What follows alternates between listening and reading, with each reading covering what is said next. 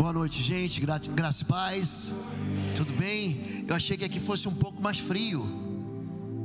Saí de Curitiba, estava bem frio ontem, mas graças a Deus cheguei aqui, estava quentinho, quase como o Rio de Janeiro. Eu fui criado no Rio de Janeiro, estudei em Minas, em São Paulo, me formei, e no final da metade da minha atividade secular, trabalhei na Força Aérea por 30 anos, servi ali no Sindacta 2, que é um centro integrado de defesa aérea e controle de tráfego aéreo, e minha família, meus filhos acabaram se fixando lá. Eu estou muito feliz de estar aqui, viu, pastor Nazaré? É uma honra estar com vocês. Eu pastorei uma igreja em Curitiba, a Igreja Batista Bom Retiro. Temos uma comunidade muito acolhedora. Temos trabalhado numa visão de cuidado pastoral. Eu trabalhei e tenho trabalhado há 26 anos dando uma ênfase na área de guerra espiritual, de libertação e de cura da alma. São 3 faculdades diferentes, né? Batalha espiritual, libertação e cura da alma, são 3 faculdades diferentes dentro de uma mesma universidade. Libertação, batalha espiritual e cura da alma, elas são distintas em si, não só como doutrina, mas também são distintas na aplicação na vida das pessoas. Então vocês vão encontrar na Bíblia quadros de libertação sem batalha espiritual. Em Lucas 13:10, você tem uma mulher encurvada, possessa de um espírito de enfermidade, que ela é libertada, ela é liberada daquele espírito imundo que a perseguia há 18 anos, e não houve nenhuma manifestação de guerra espiritual. A gente vai ver o contrário, a gente vai ver movimentos de batalha espiritual sem libertação. É o caso de Atos 19. Atos 19, os 7 filhos do sumo sacerdote vão expulsar um demônio em nome de Jesus, a quem Paulo prega. Quer dizer, houve batalha espiritual e não houve libertação. Eles são envergonhados, né? Eles são humilhados ali diante daquela entidade espiritual. Então, há muita confusão no meio evangélico, no meio cristão. Por quê? Porque dentro dessa visão, dentro dessa doutrina de guerra espiritual, se assenhorou dessa doutrina uma série de orientações não bíblicas. Então tem muita gente que crê num monte de mentira, e crente, pessoas de Deus. Então a maior arma que você tem contra as trevas é a verdade, é a palavra de Deus. O diabo, esse ser que a gente luta contra ele é o pai da mentira. Ele é mentiroso. João 8,44 diz que ele é mentiroso, ele é pai da mentira. Quando ele mente, ele fala do que ele é próprio, porque é mentiroso e pai da mentira. Só que ele infiltra, ele seduz dentro da igreja orientações, gente, que não são bíblicas. Mas aí tem um monte de gente acreditando nisso. Gente, Satanás, ele não é vencido pelo louvor, Satanás não é vencido pela oração, Satanás não é vencido pelo jejum. Gente, isso é uma interpretação errônea.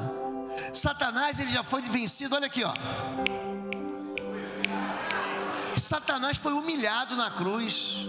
Colossenses capítulo 2, verso 14 e 15, vai dizer assim, ó: tendo despojado principados e potestades, os expôs à vergonha, os humilhou.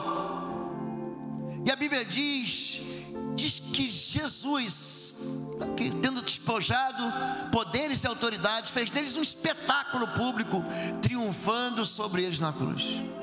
Aqui na cruz, gente, foi na cruz que Satanás foi derrotado. Toda a autoridade, todo o poder que havia nele foi capturado, foi levado. Efésios diz que Jesus levou cativo o cativeiro. Então Satanás, ele vive, sabe de quê? De mentira. Ele vai usar o medo, são 2 armas satânicas, e a mentira contra a sua vida. Tem muita gente com medo do diabo. Olha para mim, querido. Não tenha medo do diabo, tenha medo do pecado. Porque o diabo, gente, se alimenta de pecado. Ele se alimenta de transgressão, de quebra da lei, de iniquidade. Aonde tem um cativeiro espiritual, aí existe pecado. Eu não estou falando só de gente que fica endemoniada, que manifesta a chocaveira, a pomba gira, o caboclo lá da esquina, o giramundo. Não é isso não. Gente, estou cansado de lidar com isso. Você é cansado? Eu estive em Campinas semana passada, na quarta-feira. Terminou o culto e eu fui ministrar na área de intercessão. Eu tenho um curso de intercessão em Chamas, o livro está aí. Aí no final do culto, gente, 2 crianças, uma menina de 13 anos, uma criança, e uma menina de 16 anos, uma criança.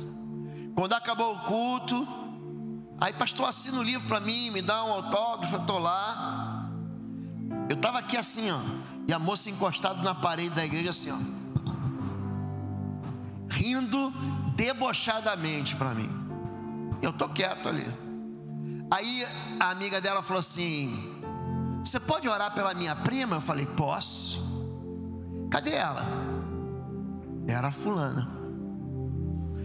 Traz ela aqui. A igreja tinha ido embora, ficou só o time da intercessão. Na hora que eu fui orar, eu só botei a mão na cabeça e disse: em nome de Jesus o Nazareno. Gente, já era. Aquele corpo já ficou todo torto. Eu falei: não, vamos tirar essa menina daqui. É uma vítima. É uma vítima. Ela não tem que passar vergonha. Levei ela ali para baixo. Aí manifestou um demônio chamado Lilith. É um espírito imundo que é muito comum de manifestar. Ele é denunciado em Isaías capítulo 34. Ele é denunciado no Salmo 91. Ele é o terror noturno, né? A Bíblia o chama, o denuncia: não temerás a seta que voa de dia, a praga que anda à noite, não temerás o terror noturno. É isso, que é assim que ele manifesta. Uma menina dentro da igreja, filha de crente, tendo experiências sexuais contrárias à natureza humana, ou seja, vivendo uma vida de homoafetividade. Com 16 anos, ela já foi capturada por um espírito de sensualidade. Gente, aí a igreja fala assim: pastor, aí depois ainda terminou com ela, um espírito imundo bem resistente. Eu fui orar por a outra menina de 13 anos, também manifestou uma pombagira. Gente, a pombagira é um Exu, gente. É um espírito de morte. Ele caminha junto com o espírito de sensualidade. Como é que essas coisas estão entrando dentro da igreja? Pecado.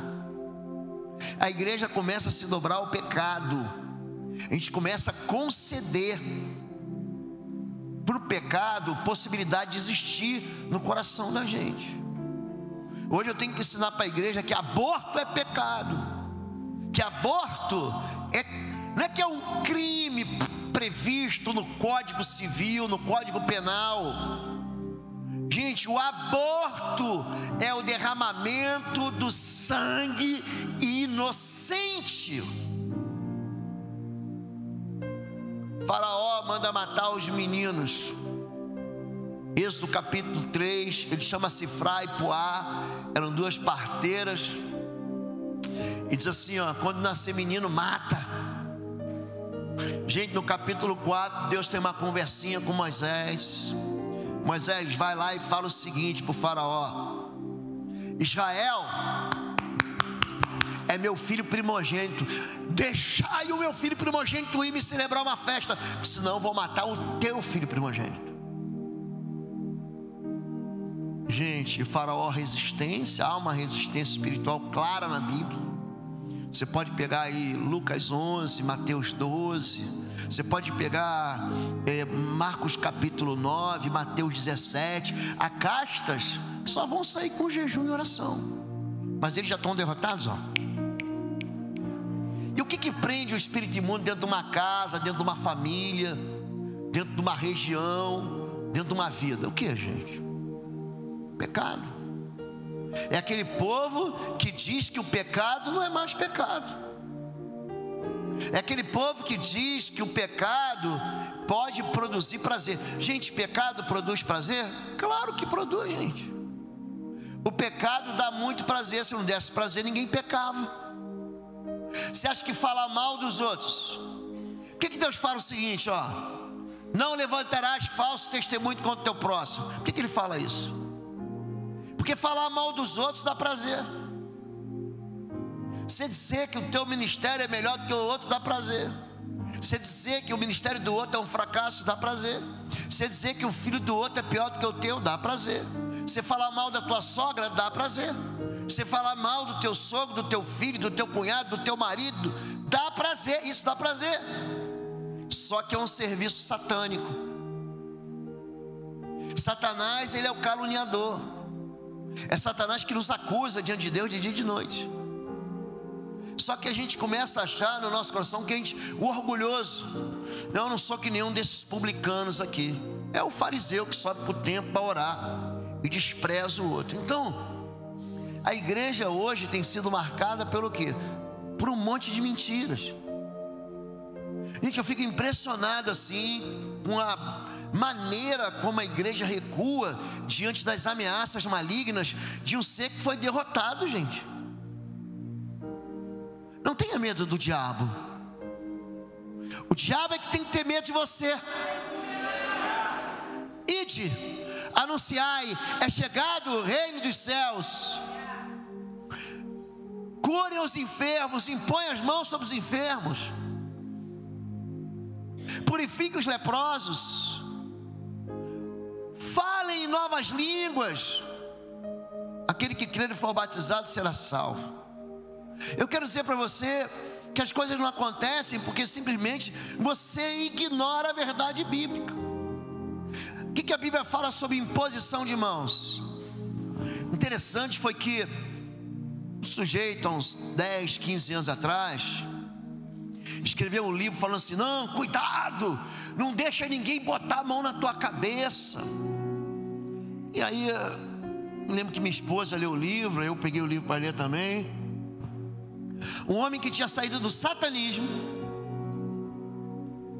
cheio de influências e de ensinos satânicos, ensinando para a igreja como lidar com Satanás, com o satanismo e com esses profundos envolvimentos. Gente, já fiz libertação de babalorixá, de pai de santo, de pai de encosto, de gente que se envolveu com o candomblé do gueto, com o espírito imundo da magia negra africana de Angola, com o espírito imundo da magia negra do Haiti, voodoo.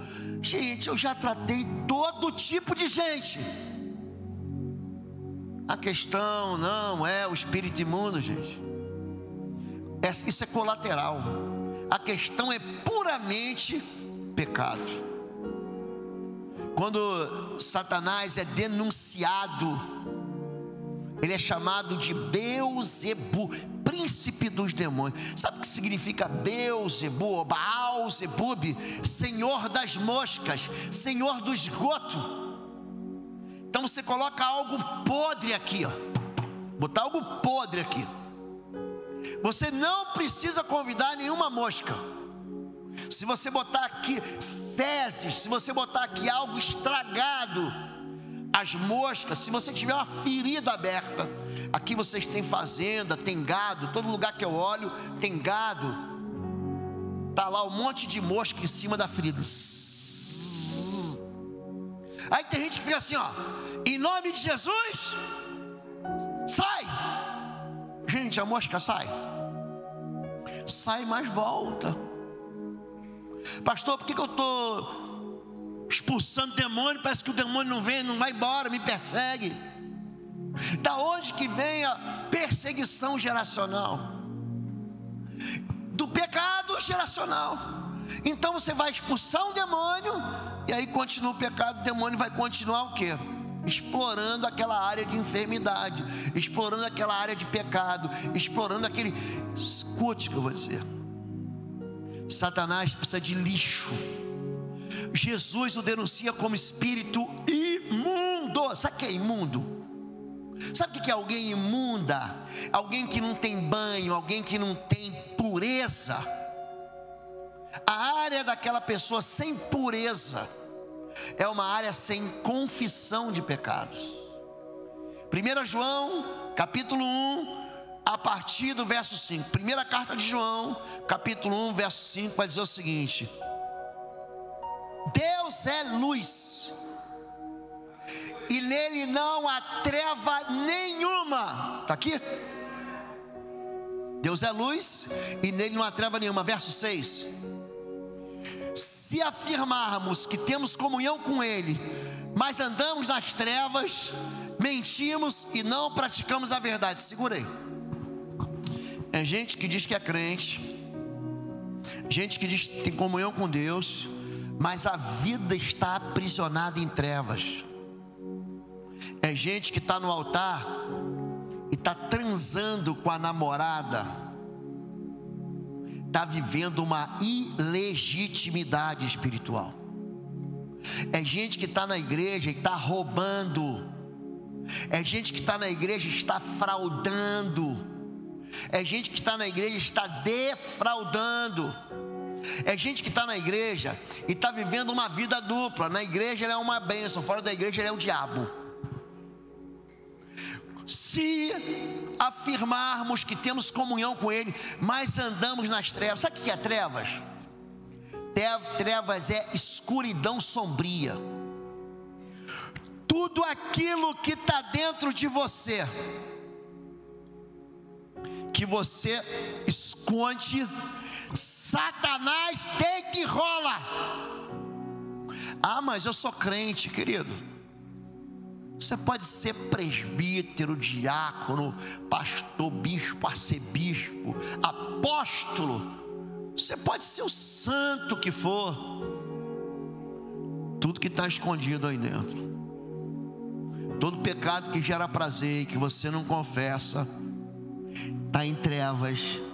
Não, pastor, eu estou andando com Ele. Separa, por isso que tem áreas da vida da pessoa que não funcionam. Pastor, dá tudo certo numa área da minha vida. A minha vida financeira não funciona, a minha vida emocional não funciona, a minha vida afetiva não funciona, a minha vida familiar não funciona. O resto, pastor, é uma bênção, mas eu não consigo romper. Verso 7: se porém, tem uma luz bem forte, andarmos na luz, como Ele está na luz, temos comunhão com os outros, e o sangue de Jesus, seu Filho, nos purifica de quê, gente? De todo pecado. Eu quero dar uma notícia boa para você: todo pecado e blasfêmia serão perdoados. João capítulo 11 tem uma confusão. Jesus cura um endemoniado. Algumas pessoas dizem assim: ele não cura o endemoniado senão por Beelzebub, príncipe dos demônios. Aí Jesus vai arrazoar, vai conversar com eles e vai dizer assim: por acaso Satanás está contra Satanás? Um reino dividido não subsistirá, uma casa dividida não subsistirá. E ele começa a tratar dessa questão da casa dividida. É um texto que fala sobre cura, sobre libertação e sobre batalha espiritual.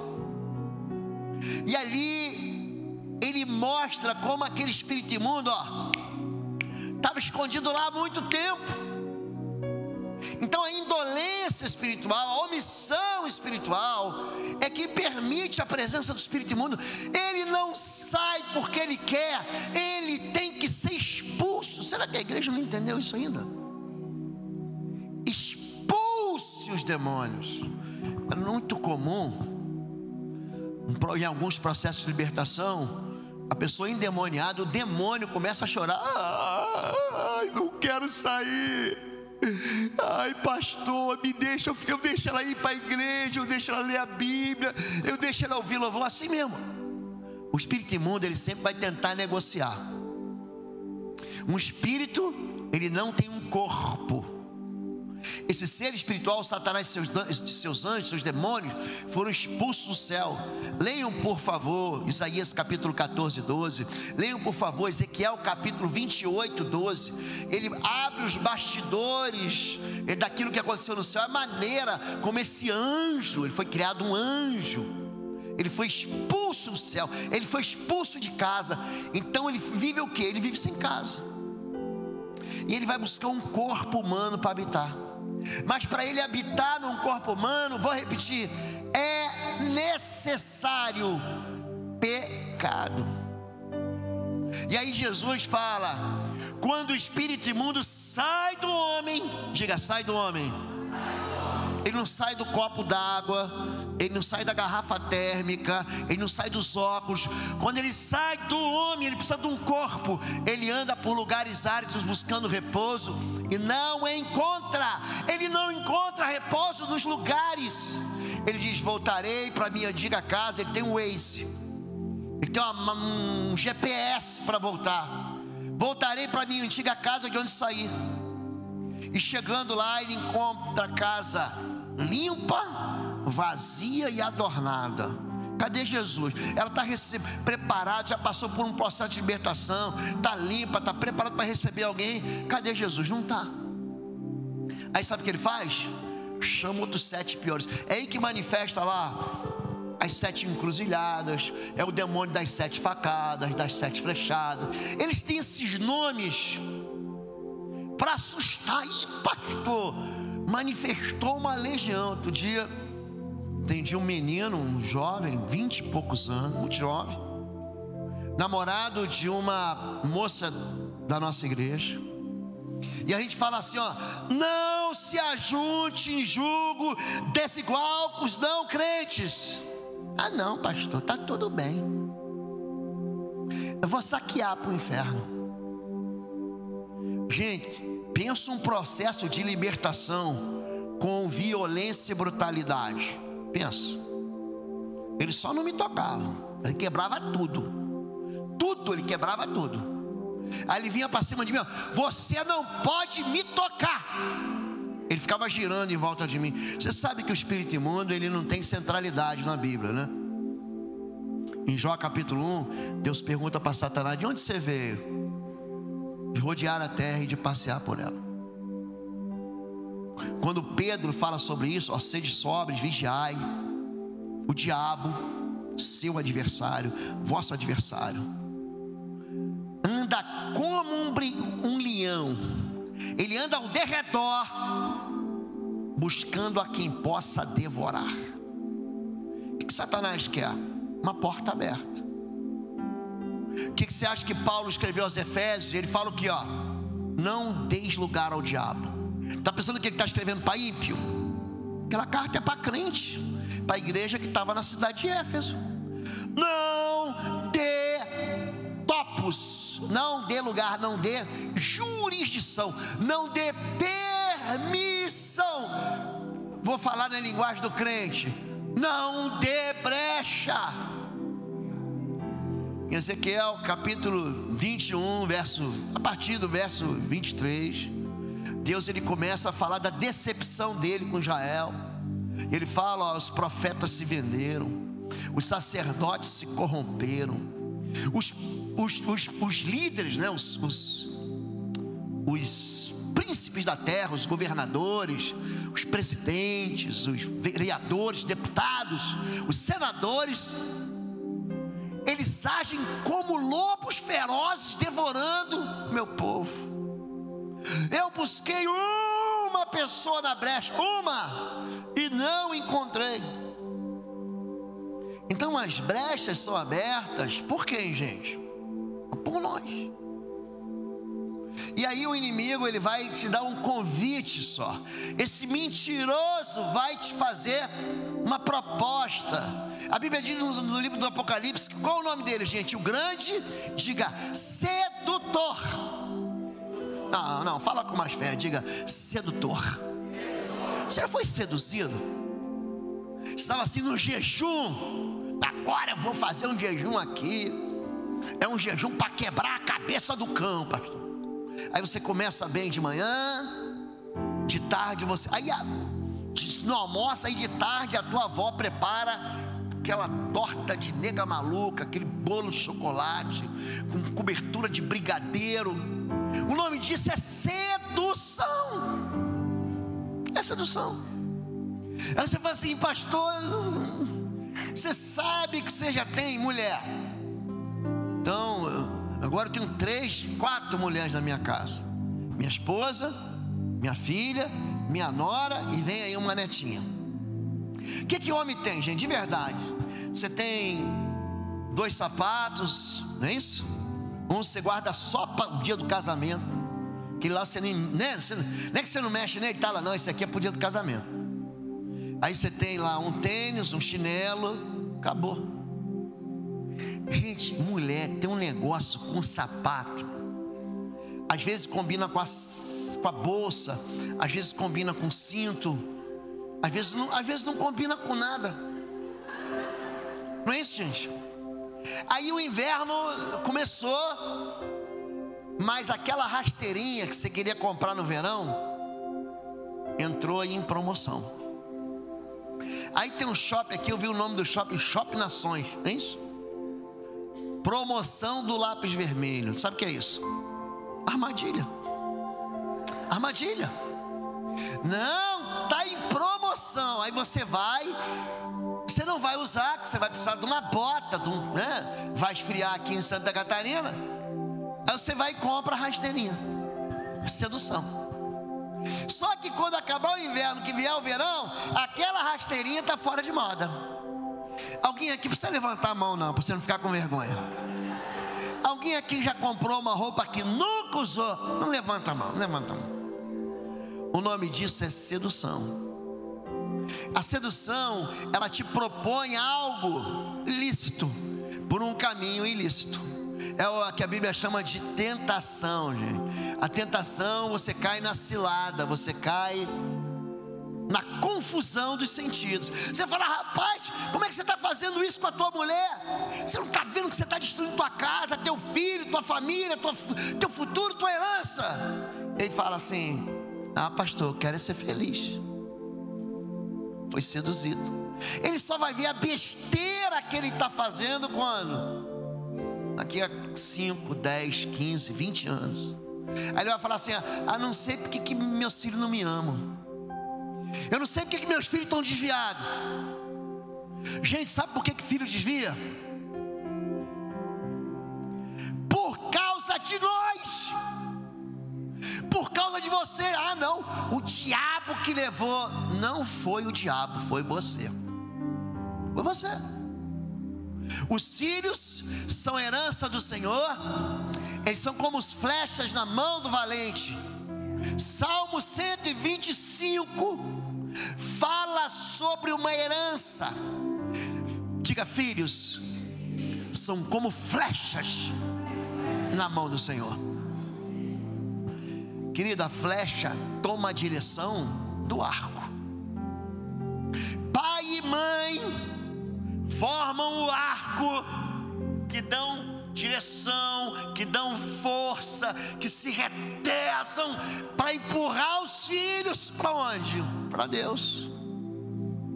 Aí dentro de casa, o homem que tem um papel de dar 4 papéis do homem: direção, identidade, proteção e amor.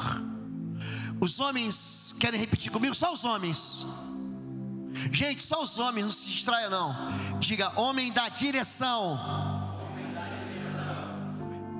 da identidade, proteção e amor. Esse é o papel bíblico do homem. O que está acontecendo hoje, gente? Os papéis se quebraram. Há um colapso entre o papel do pai e da mãe dentro de casa. A mãe está em casa, o pai está em casa. Aí ele chega em casa na hora do café, na hora depois da TV, do Netflix. Eu não gosto desse pastor não, porque essa igreja é ruim, a outra igreja que é melhor. Esse pastor é assim, assim, assim, assado. Gente, você não sabe o mal que você está fazendo para o teu filho. Você está ensinando para ele que pastor não é confiável, que igreja não é lugar de bênção, que igreja é lugar de confusão, que igreja é lugar de problemas. Vai chegar uma hora que ele vai fazer 15, 16, 17 anos. Ele vai começar a tomar a decisão sozinho. Aí, quando ele começar a errar, ele, em vez de ouvir o conselho do pastor, da igreja, ele vai pegar o conselho com o menino ímpio que estuda com ele na faculdade, que estuda com ele no cursinho, o amigo dele que trabalha com ele na empresa, o amigo que não tem Deus. Aí ele vai o quê? Ele vai se desviar. Provérbios 22:6 diz: ensina a criança no caminho em que deve andar. Então tem muita gente colocando a culpa no diabo, quando na verdade o que é? É ele mesmo. Pai, ele dá gente, pensa numa flecha. O teu filho não é uma bala perdida não, querido. Cadê meu filho? Sei lá, pastor, uma pipa voada. Ele vai para onde quer. Esse meu filho é assim mesmo. Que se você ensinar a direção, eu ensinei meus filhos aqui, no altar, todos eles. Meus filhos não foram punidos, massacrados. Eu tratei isso com muito amor. Eu ensinei a eles a cavar poços, aonde eu cavo poços. Lembra de Isaac, quando Abraão morreu? Ele vivendo uma seca danada, ele falou: peraí, tinha uma porta que papai batia, que estava sempre aberta. Ele vai buscar cavar poços e fontes no mesmo lugar onde o papai dele, Abraão. E aí ele planta e vai colher a 100 por 1. E aí fica todo mundo com inveja dele. Os filisteus ficam com inveja dele. Abimeleque fica louco. Isso tudo tem a ver com a maneira que a gente vive em casa. Gente, sem brincadeira, pai, dá direção. Os seus filhos vão aprender a orar com você. Se você ora pouco, os teus filhos vão negligenciar a oração. Se você jejua pouco, seus filhos vão negligenciar o jejum. Se você resolve na igreja as coisas tudo na carne, porque tem um crente carnal, né? 1 Coríntios capítulo 3. É aquele homem que resolve: eu vou resolver na peixeira. Eu vou dizer para aquele pastor com quantos paus faz uma canoa. Eu vou dizer para aquele líder de célula aqui. Aqui não é assim não, gente. Carne, obra da carne. O sujeito parece que é muito macho, muito inteligente, muito sábio, muito estudado. É um mestre, é um doutor. Ele não resolve questões espirituais com uma resposta espiritual. Ele não fala assim: vamos orar então, vamos buscar a Deus, vamos trazer uma resposta do Senhor. Não, ele amarra. Eu já decidi e não se fala mais nesse assunto nessa casa. Carne. Teu pai já deve ter falado isso para você. Tua mãe já deve ter dito isso para você. Seu marido já disse para você: não se toca mais nesse assunto. Carne. Tem um monte de gente de Deus que andou na carne. Davi, um homem segundo o coração de Deus, olhou para a vizinha do 301. Carne. Não foi o diabo não, gente. Foi a carne. Aí ele se deita com a vizinha, manda um zap para ela: e aí? Estou sabendo que teu marido está longe, está na guerra, né? Faz o seguinte, preparei uma janta aqui, vamos fazer um estudo bíblico aqui em casa. O moço bonito, o rei, a moça linda, a Bíblia diz que ele olhou e falou que era uma mulher muito formosa à vista. Ou seja, feia ela não era. Aí ele corteja a menina, tem uma noitada, ela vai embora. E aí, pastor? Não, pastor, nem é meu namorado não, é só meu ficante, meu crush, meu peguete. Vocês que são mais velhos não sabem o que é isso. É linguagem de quem é mais novo. No outro dia a menina falou assim: não, pastor, é meu peguete. A gente vive se pegando, mas a gente não tem. Passado 2 meses, Batseba, a vizinha, bate na porta do rei. Batseba era baiana, sabia? Era. Ela diz: meu rei, lembra aquela noite que você me mandou um zap, mandou uma mensagem inbox, dizendo que eu queria me mostrar, né, a ampliação do palácio, me levou lá dentro da suíte real? Então, eu embuchei, estou grávida. Olha para mim, gente. Aquela carnalidade custou a Davi 13 anos de sofrimento. A gente vai lendo as páginas, isso acontece em 2 Samuel capítulo 11. Aí você pensa assim: foi rapidinho, pastor. 13 anos. A decisão que você é pai, que você é mãe, que você toma hoje, você vai colher. Porque no mundo espiritual, pastor, é um terreno extremamente fértil. O que você plantar, você vai colher. Não quero estudar não, quero ficar no videogame. Você é influência no YouTube, então vai, meu chapa. Não vou estudar não, vou jogar bola. Então vai. Gente, a palavra de Deus diz que aquele que trabalha corre atrás do dinheiro, mas aquele que estuda, o dinheiro corre atrás dele. Aí ele chega com 40, 50 anos: pastor, minha vida financeira não funciona. Mas sabe por que não funciona? Porque você quebra o primeiro princípio da prosperidade financeira. Qual é, gente? Sabe o que o cara falava para mim? Pastor, dinheiro não é importante. Eu falei: como? Não, pastor, dinheiro não é importante. Mas como não é importante? Nos primeiros 5 livros da Bíblia, Gênesis, Êxodo, Levítico, Números, Deuteronômio, existem 100 de leis sobre finanças. Você sabia disso? Você acha que Deus é maluco? Por que ele vai botar aquilo na Bíblia? O Sermão do Monte, capítulo 3 ao capítulo 7 do livro de Mateus,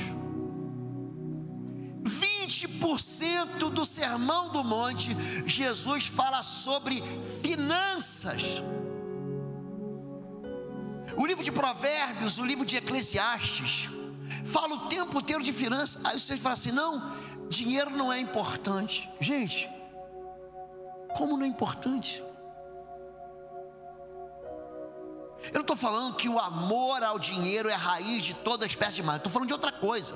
Eu estou falando de alguém viver a sua vida organizada. Pastor, a minha vida sexual, a minha vida com minha esposa, com meu cônjuge, é uma miséria. Eu já casei 1, 2, 3, 4, 50 vezes. Sabe por quê? Porque a Bíblia te dá uma direção para você ser feliz dentro de casa. Aí quando você vê o primeiro moço moreno tatuado, quando você vê a primeira moça com cara de atriz da Globo, o que você faz? Não quero nem saber, pastor. Deus me revelou.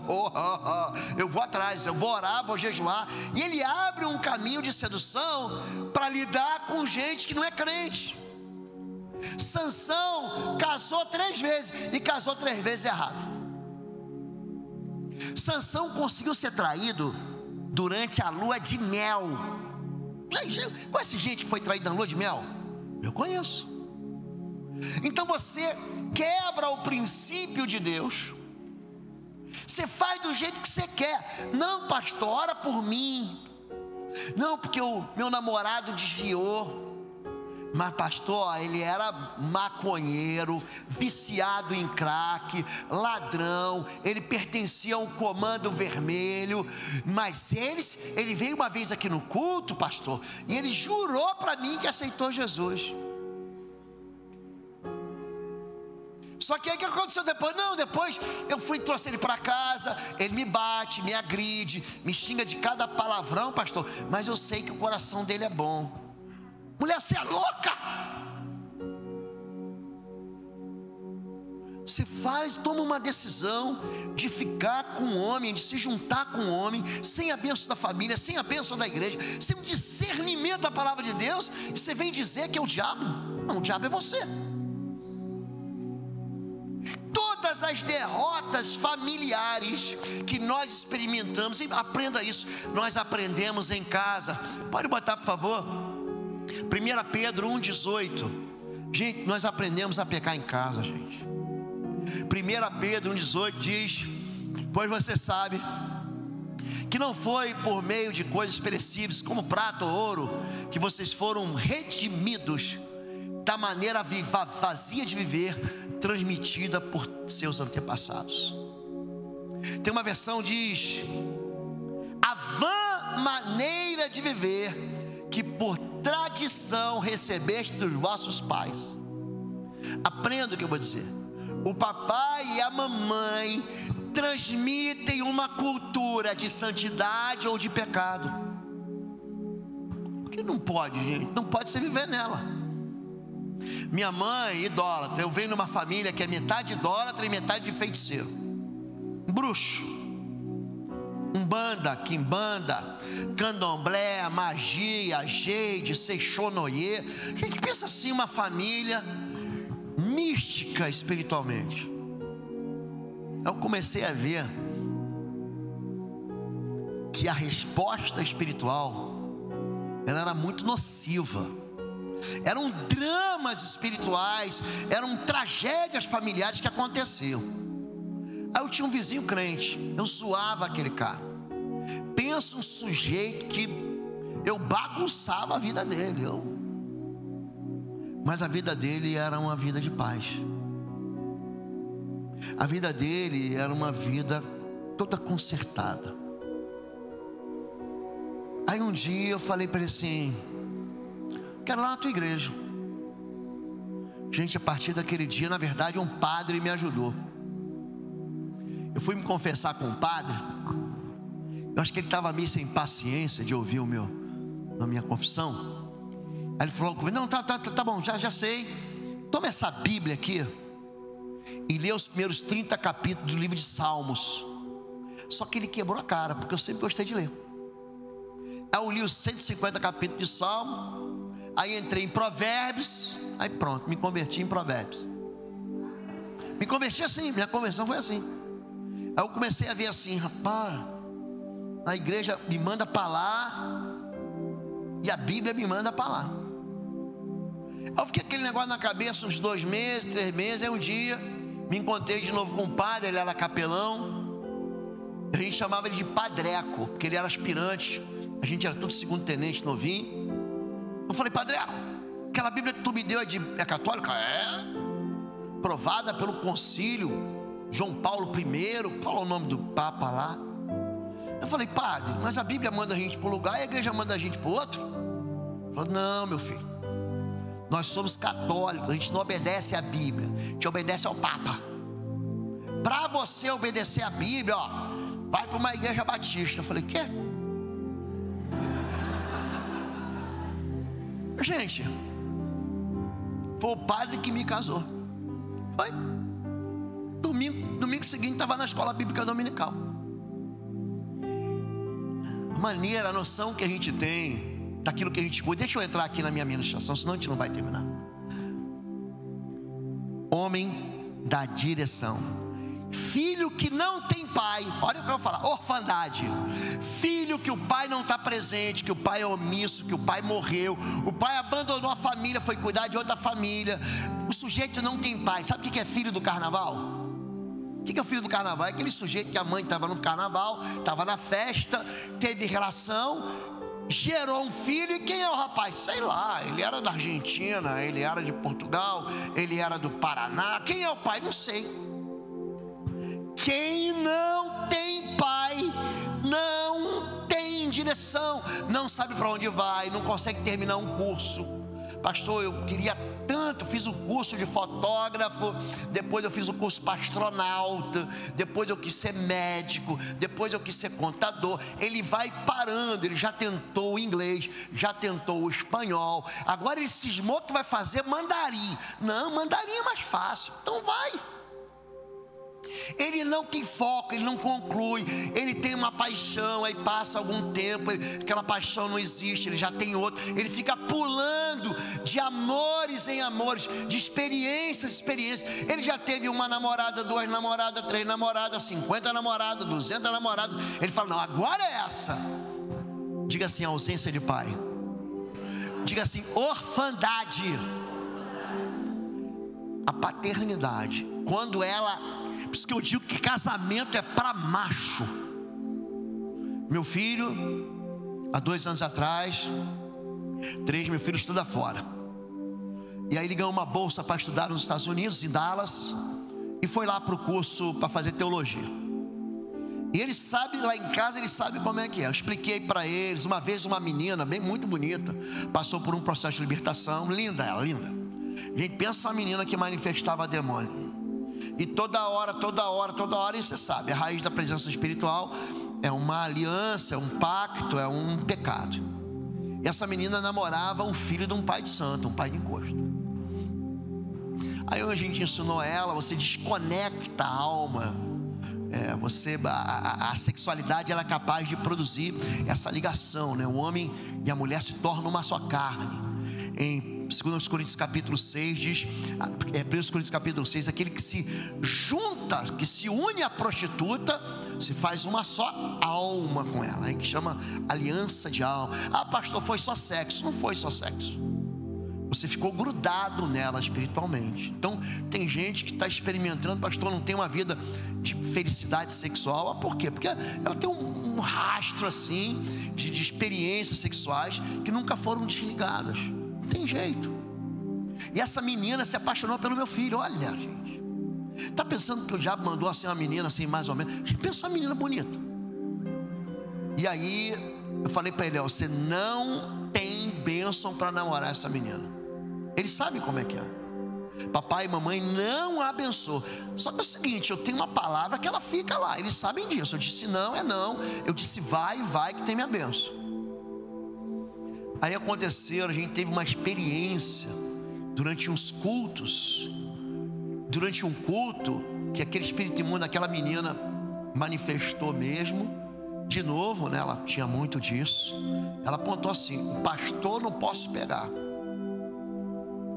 mas eu posso atingir o filho do pastor. E ele viu isso aí. Então, o espírito imundo, ele tem assim ele tem um esforço especial para filho de líderes, para destruir, né? Você viu que Davi perde 4 filhos. Arão perde 2 filhos. Os filhos de Samuel são desviados. Os filhos de Eli morrem aonde? No altar, roubando das ofertas que eram do Senhor. Então a gente tem que tomar cuidado com isso. Meu filho foi e falei assim: ó, você não está autorizado a namorar, nem se apaixonar. Você vai para estudar, que eu preciso de você aqui no ministério.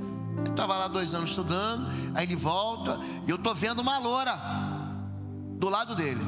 Então ele publicava no Instagram, mudava de igreja, mas a loura estava lá. Eles iam lá, ele posta tudo. Pensa um menino igrejento. Igrejento é aquele que gosta muito de igreja.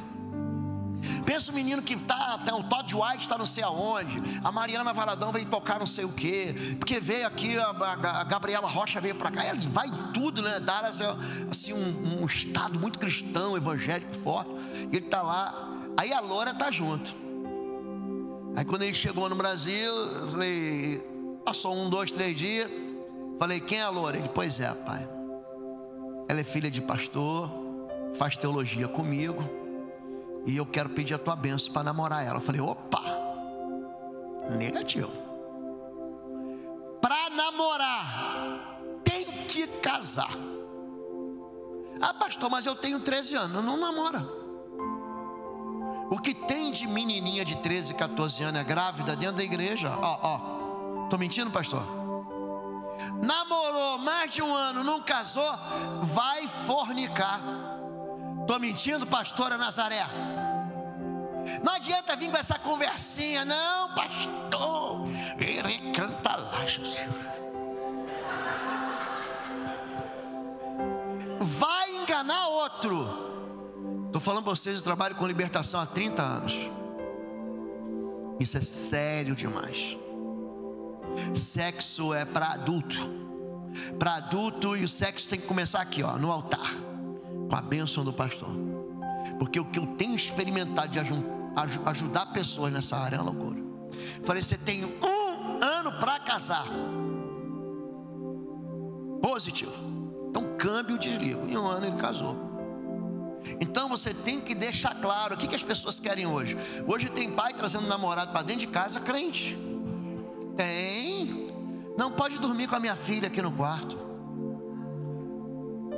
Por incrível que pareça, não está amarrado. Tem gente que está fazendo isso. Gente, eu falei para vocês, tem gente dentro da igreja que aprova aborto. eu fui para, não vou nem dizer o estado, um pastor assim: pastor, preciso que você venha aqui, preciso que você venha aqui, preciso que você venha aqui, preciso que você venha aqui. Eu falei: não tem espaço da agenda, qualquer dia. Eu falei: ó, o único dia que eu tenho é segunda-feira, que é minha folga pastoral. Ele falou: é esse. Gente, ele estava tão desesperado. Aí eu cheguei lá: o que você quer que ministre? Ele: pastor, queria que você ministrasse dessa área assim, assim, assado, mas venha almoçar comigo. Cheguei lá na casa de um rapaz, aí ele contando para mim, o filho dele, primogênito, ficava endemoniado, filho do pastor da igreja. Aí ele falou: já conheço o teu trabalho, já vi teus vídeos e tal. E o que aconteceu? Ele contando a vida dele: pastor, eu namorava a minha esposa era filha do pastor da igreja, eu era o seminarista da igreja pequena, no interior do estado. O que aconteceu? Ela engravidou. Se a gente naquela época contasse, a igreja acabava, o ministério do pastor acabava, o seminarista era mandado embora, a filha ia ficar mal falada na cidade. O que a gente fez?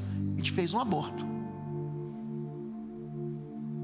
Gente, você vai orar pela pessoa, fica olhando para a barriga. Tem um livro, o Intercessão em Chamas, que eu explico isso. São evidências. A barriga começa a tremer, não tem jeito. Ou comeu comida consagrada, fica lá dentro, gente. Amanhã me lembra de eu mostrar as fotos para a senhora, pastor.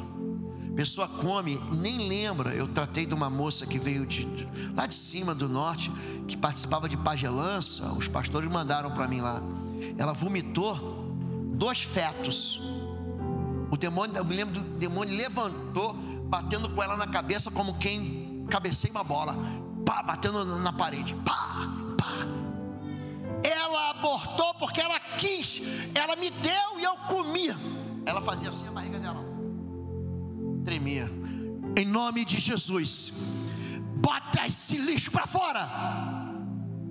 2 fetos. Agora me explica uma coisa aí, doutor, doutora, como é que aquilo não foi destruído por aquelas enzimas, aquele suco gástrico? Explica para mim. Gente que vomita pipoca inteira. Não é que foi ontem no terreiro, não. Foi há 6 meses. Engole bolo inteiro de fubá. A entidade espiritual, cada uma delas come um tipo de comida, cada uma delas. Tem umas que é só milho, pipoca, bolo de fubá, pamonha. Aí tem outra que é só arroz branco, manjar de arroz, arroz doce. Cada uma tem um sujeito chamado cambona, mulher ou homem, que leva, né, o vinho do porto, a cachaça, dentro do terreiro. Isso aí.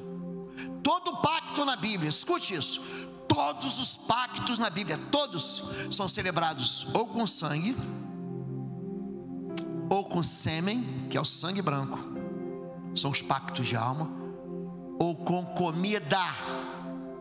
É por isso que Paulo, preparando a igreja para a ceia, porque ele está dando esculacho na primeira carta dele a Coríntios. A igreja está dividida, um de Paulo, outro de Apolo, outros são de Cefas.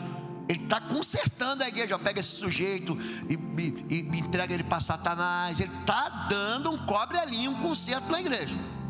Aí ele fala o seguinte, 1 Coríntios capítulo 10: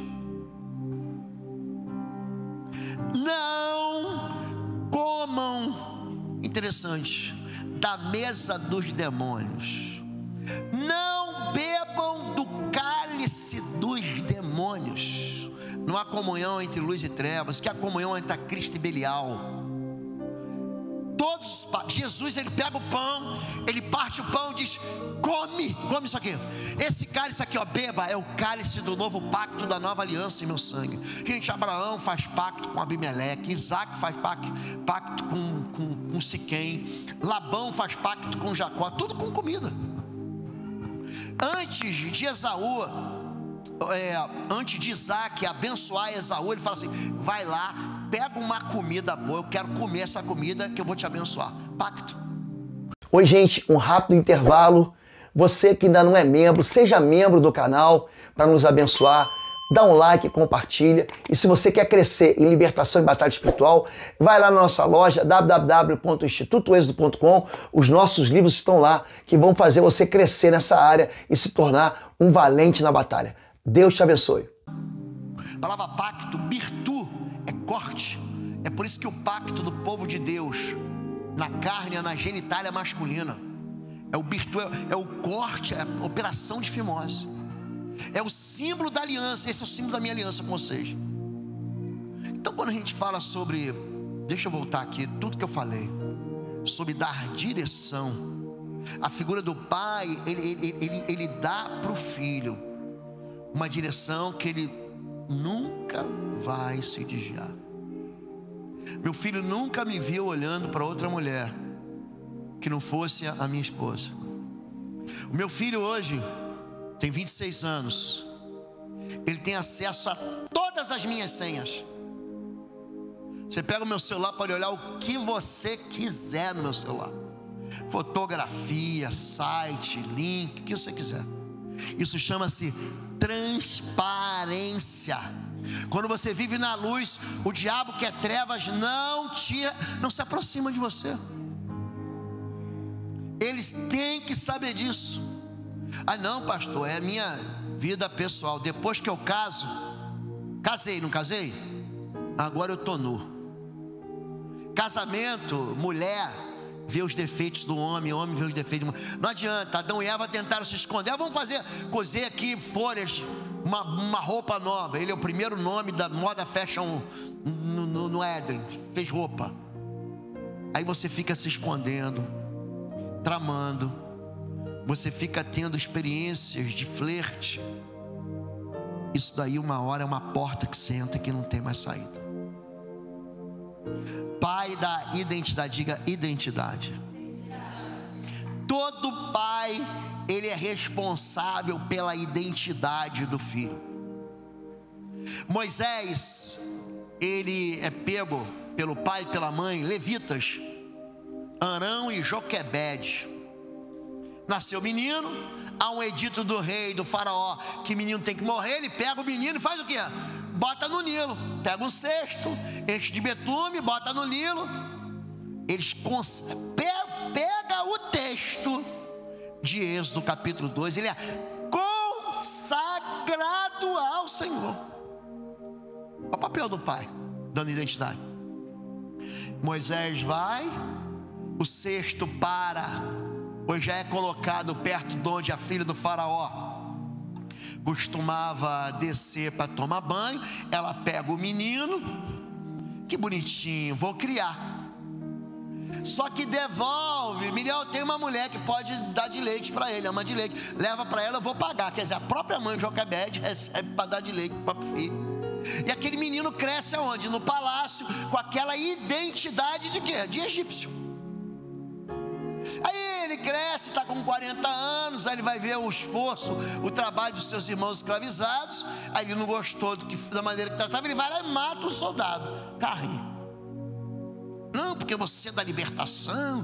Não, porque, gente, espera Deus te chamar. Ele foge. Ele vai para Midian, Arábia Saudita. É lá onde, sabe onde Judas perdeu as botas?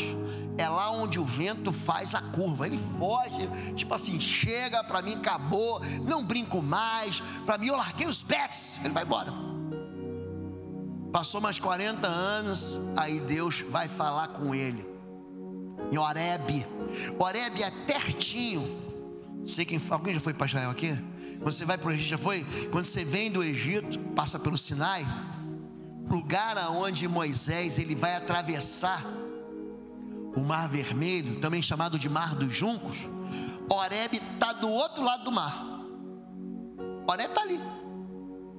É ali onde o mar se abre. Então Deus aparece para ele no meio de uma sarça. Aí quando ele vê aquilo, ele ouve uma voz: Moisés, tira a sandália dos teus pés que o terreno é santo. Quando ele vê aquilo, ele se esconde do pai. Ele se esconde do pai. Aí ele fala: eu sou o Deus dos teus pais, Joquebede e Arão, o Deus de Abraão, de Isaac e de Israel e de Jacó.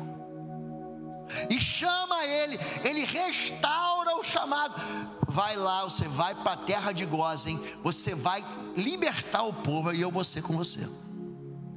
E essa relação de pai e filho entre Moisés e Deus, dentro dessa relação, ela vai criando o quê? Intimidade. Até que vai chegar uma hora, e aí É Êxodo capítulo 34. Quando Moisés ele desce do monte, o seu rosto, ele fica a cara do Pai. O seu rosto vai brilhar como o sol.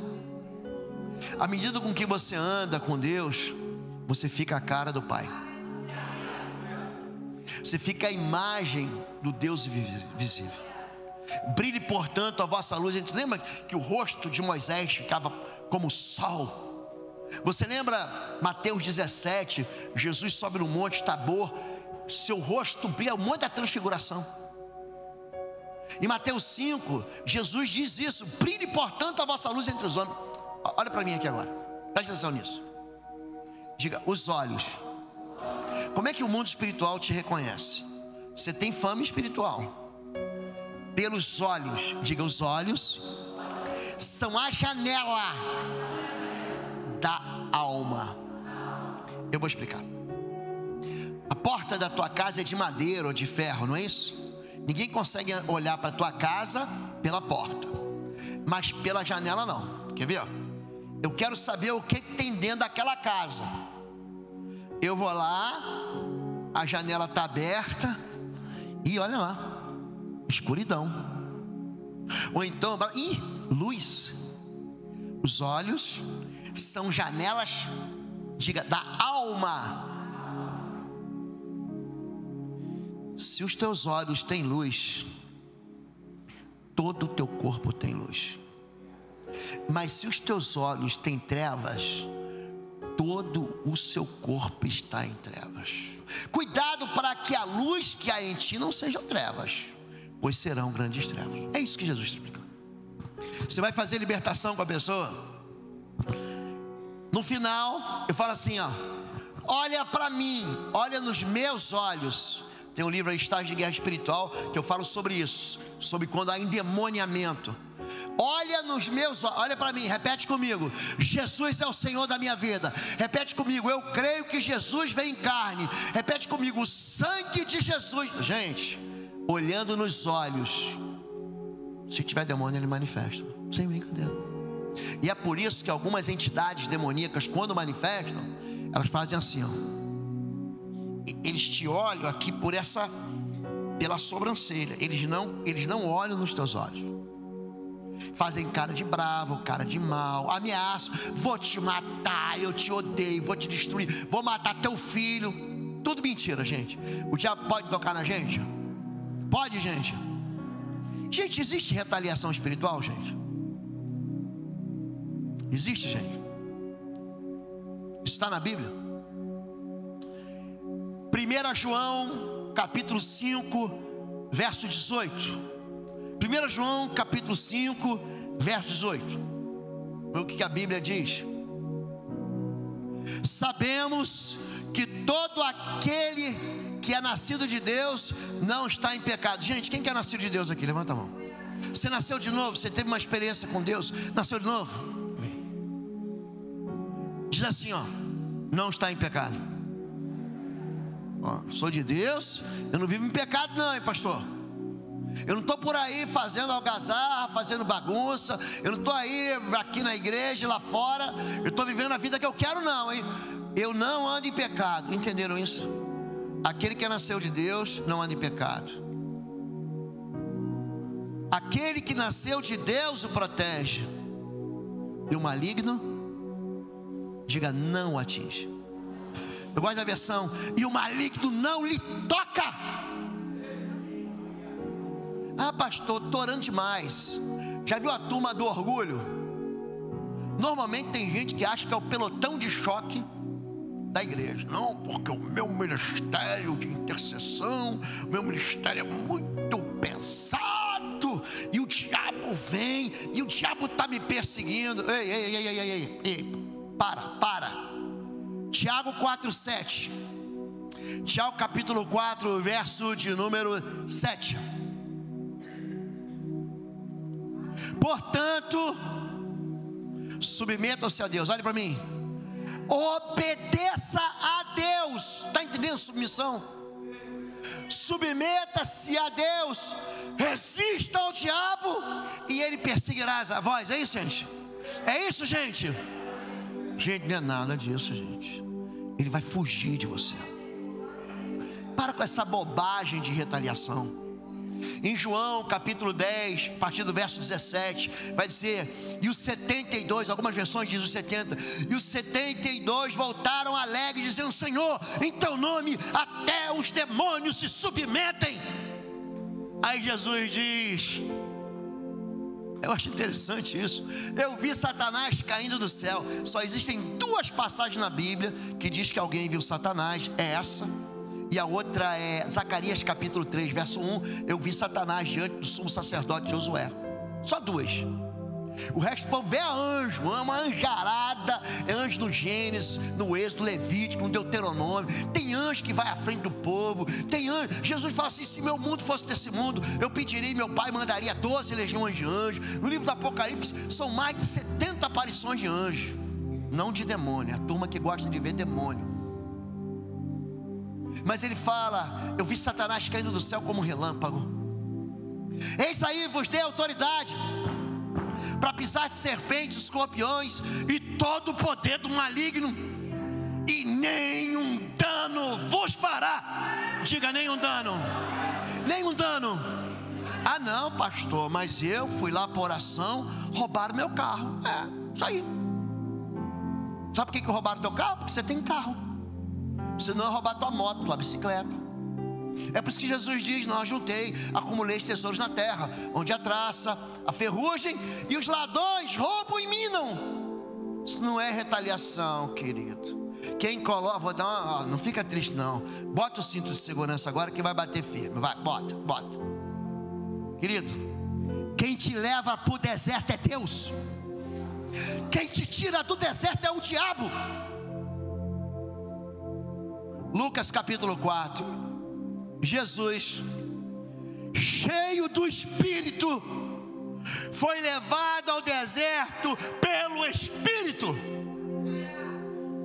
Deuteronômio capítulo 8, verso 3: eu te levei para o deserto, eu te humilhei, eu te deixei passar fome, para saber o que havia no seu coração, e para te dar a entender que nem só de pão viverá o homem, mas de toda a palavra que sai da boca de Deus. Nós vivemos de promessa.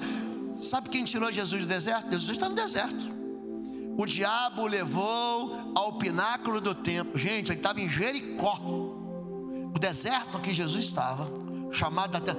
Ele leva para o pináculo do templo e fala assim: aí Jesus, você não é filho de Deus? Se mata, se suicida, se joga. O pináculo tem 60 metros de altura. Se joga, vai dar nada. Deus deu ordem aos teus anjos para que você não tropece teu pé em pedra. Vai. Aí Jesus diz: está escrito, não tentarás ao Senhor teu Deus. E aí o diabo tira ele agora do deserto e o leva ao monte alto, onde ele vê de relance todos os montes. Os reis dizem assim: ó, se você prostrado me adorar, eu te dou autoridade sobre eles. Jesus diz: adorarás ao Senhor teu Deus, somente a Ele servirás. Ele cita Deuteronômio 8, Deuteronômio 13, Deuteronômio 16. O Deuteronômio, gente, pensa uma arma de fissão, uma bomba nuclear. É o tal do livro do Deuteronômio, para quem quiser trabalhar com libertação. As verdades que Jesus apresenta através do livro do Deuteronômio, ele desarticula mesmo, desativa as forças satânicas. Então o diabo partiu. Pastor, por que está acontecendo mal na minha vida? Gente, Deus não vai deixar você ficar na primeira série do ensino espiritual pro resto da vida, não, gente. Deus vai te provar. E a provação te aprova para você subir degraus espirituais.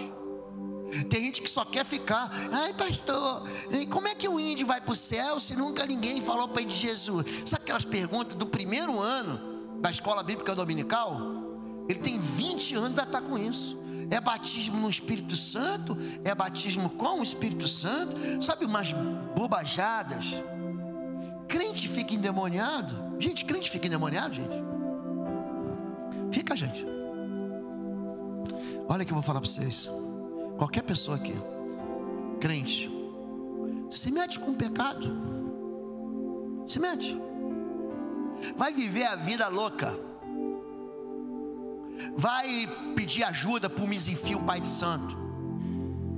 Coloca oferece uma oferenda lá com vela, com galinha preta, com sangue derramado na encruzilhada, na gabeleira branca, na mata virgem. Vai no cemitério fazer trabalho. Olha para mim, gente. Isso é um acordo espiritual. Isso é um termo de um contrato espiritual. Então a questão não é você ser crente. A questão é o pecado não habitar em você. Entenderam isso agora? Pai da identidade. Diga aí, identidade. A identidade faz você ficar igual. Então, se você não tem identidade do Pai, vou dar um exemplo aqui. Ainda dentro da questão da sexualidade. Estou terminando um livro agora. Deve ficar pronto daqui a 2 semanas, chamado Alianças de Alma. E eu já terminei um outro que fala só sobre libertação infantil, que é o alvo. Quem fez o prefácio foi a ministra, agora não é mais ministra, né? Damares, pastora Damares. Ela fez o prefácio do livro só sobre libertação infantil, pastoreamento infantil, abuso contra crianças. Gente, o diabo ele não tem pena porque é criança, não. Quem aqui já viu criança endemoniada? Gente, é muito comum. Manifesta Exu Caveira, manifesta cigana da encruzilhada. É muito comum, gente. A mãe pega o filho, você não conhece, e leva no terreiro, consagra uma entidade. Aí depois a mãe se arrepende e vem para a igreja. A criança está lá. Pastor, aquela criança é uma peste. Não é a criança, é o pai e a mãe. Ela está debaixo de uma cobertura espiritual, gente. Toda criança endemoniada, sem errar, pode ir no pai e na mãe. Nós tínhamos um casal, cuidava das crianças. Ele hoje foi para outra igreja, irmã da nossa. Aí tinha lá um casalzinho, uma menina de 3 e um rapaz, menino de 4. Aí a mãe era prostituta. Aí o que ela fazia? Ela chegava no domingo de manhã, largava as crianças e só voltava para pegar no culto da noite. Ela ficava lá no ministério infantil. Aí as tias davam almoço, cuidavam, limpavam fralda, levavam no banheiro, dava banho. Aí aquele menino, um menino manifestou um Exu Caveira. E a menina também. Aí quando a gente vai ver, quem é o pai e a mãe? O pai está preso, um monte de assassinato nas costas. Gente, o sangue derramado, ele produz perseguição, gente. Em Números capítulo 35, em Josué capítulo 7, ele está falando sobre a cidade de refúgio. Ele diz, olha, o sangue inocente vai ser perseguido pelo vingador do sangue.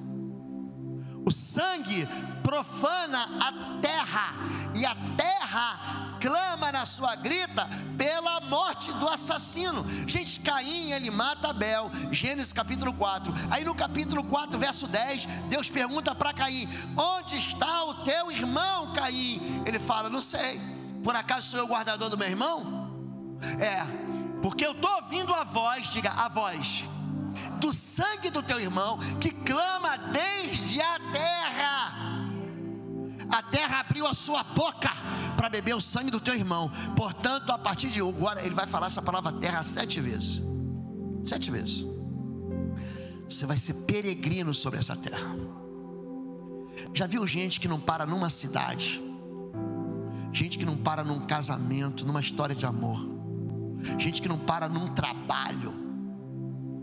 É um imigrante perpétuo. Você vai ser peregrino. Olha que palavra dura. Número 2, você vai ser vagabundo. Um vagabundo, ele vaga sem direção. Ele é marginal, por quê? Porque ele vive à margem do centro da vontade de Deus. Quando você plantar, olha, você vai trabalhar do sol do seu rosto. Se plantar, a terra não dará a sua força. Você vai trabalhar. Aí chega o 13º e fala: agora eu vou. Agora eu liquido as dívidas. Não liquidou. Ele não tem fruto. O empregado dele tem casa própria, ele tem carro pago. Ele não tem nada. Ele tem uma hemorragia financeira. Ele tem uma dinheirorreia. Você já teve diarreia? Teve. Todo mundo aqui já teve diarreia. Você lembra disso? Está envergonhada, minha irmã? Teve, você teve. Não dá para segurar. Pastor, eu preciso de um banheiro agora. Vai, minha irmã, vai com Deus. Há uma perda financeira, a pessoa ganha bem, mas o dinheiro não dá para nada. Olha para mim. Isso denuncia, sabe o que? Um sangue inocente derramado. Aí você vai procurar, tem aborto. Você vai procurar, matou animal em ritual de sangue. Você vai procurar, houve uma morte que implicava em finanças, você pagou para alguém para abortar, para matar.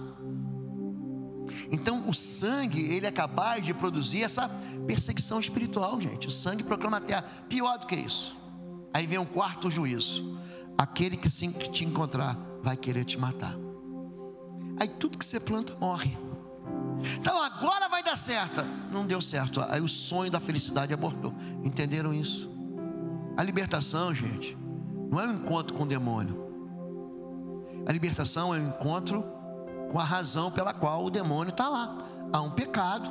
Esse pecado tem que ser confessado, trazido à luz. Esse pecado tem que... É por isso que a gente faz isso em gabinete. Tinha igreja antigamente: ah, você pecou, vem cá. Gente, que vergonha, gente. Gente, é muita maldade isso. Vem cá, aqui em cima, e conta para todo mundo. O que você fez? Ah, pastor, eu adulterei. Eu vivia na masturbação compulsiva. Eu roubei a empresa. Eu tenho desfalque para mamãe.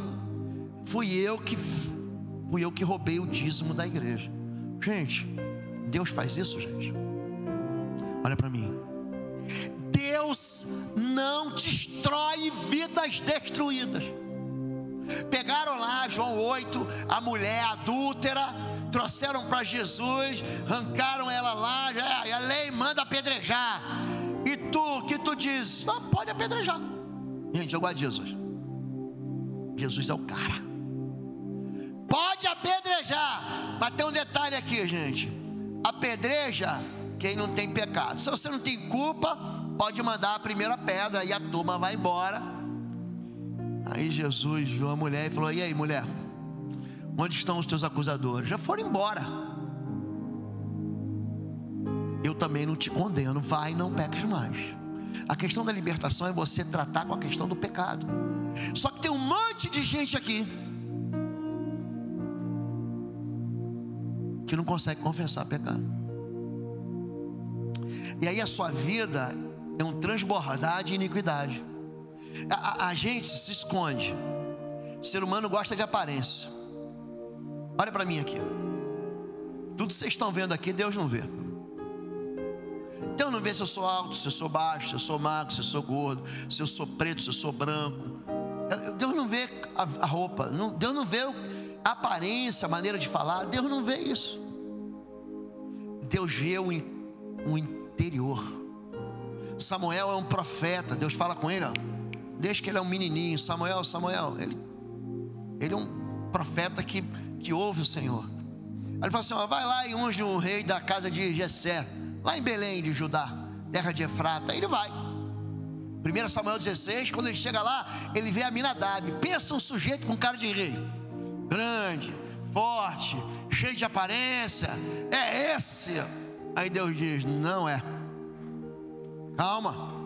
Você vê a aparência, Deus vê o que é ver o coração, gente? É a motivação que está aqui dentro. Tem muito que falar assim: meu coração é bom, mas a motivação dele é errada. Em Provérbios 16, 1 e 2 diz que Deus pesa os corações. Deus pesa a alma. Sabia que a tua alma tem peso? Não, pega aqui o irmão mais grandinho aqui, a alma dele pesa um pouco mais do que a alma da esposa dele, que é menorzinha. Não é isso. Daniel capítulo 5, aparece a mão de uma pessoa escrevendo numa parede assim, ó: Melê, Melê, Tekel, Persim. O que quer dizer? Deus contou os seus dias, te pesou numa balança e te encontrou em falta. Não é aparência, gente. João Batista não tinha boa aparência. Jesus não tinha boa aparência. Se você pegar Isaías 53, você vai ver, não havia nele beleza nem formosura. Ele era um homem comum. Nem os romanos sabiam quem ele era, nem os sacerdotes sabiam quem era. Como é que a gente vai saber quem é? É aquele que eu vou dar um beijo na face. Pronto, aquele lá você vai lá e prende. A aparência engana de verdade. A aparência, pastor, enrola a gente. É gente que chega na igreja dando carteirada gospel, galão gospel. Sabe o que é chave de galão? Não, porque eu sou líder do ministério, eu oro e as pessoas são batizadas no Espírito Santo, que a minha intercessão é forte, porque a minha... Gente, olha para mim. A gente não é nada, gente. Eu não sou ninguém, não. Deus segura minha garganta aqui 4 minutos. Ih, cadê o pastor Lobo? Foi para fita. Deus pastor, passou o cerol nele. Deus, pastor Lobo, foi dessa para melhor. A gente não é ninguém. Não existe pastor libertador. Existe Espírito Santo de Deus. A glória não está no homem. Jesus diz em Mateus capítulo 12: mas se eu expulso demônios pelo Espírito de Deus, é chegado a vós o Rei dos céus. É o nome dele que é sobre todo nome, querido. Presta atenção. A identidade que você vai dar ao teu filho é aquilo que ele vai ter. Jesus diz, e dá pra gente uma identidade nova. Pode botar Gálatas capítulo 4, verso 6 e verso 7. Gálatas 4, 6 e 7. Vai dizer o seguinte: portanto, por seres filhos, e porque vocês são filhos de Deus, Deus enviou o Espírito do seu Filho ao coração de vocês, e ele clama Abba Pai, quer dizer papai. Assim, você já não é mais escravo, mas filho, e por ser filho, Deus também o tornou, diga, herdeiro. Gente, a mesma unção que estava em Jesus Cristo está em você. Olha como é que vocês são incrédulos. Olha que amém cheio de incredulidade.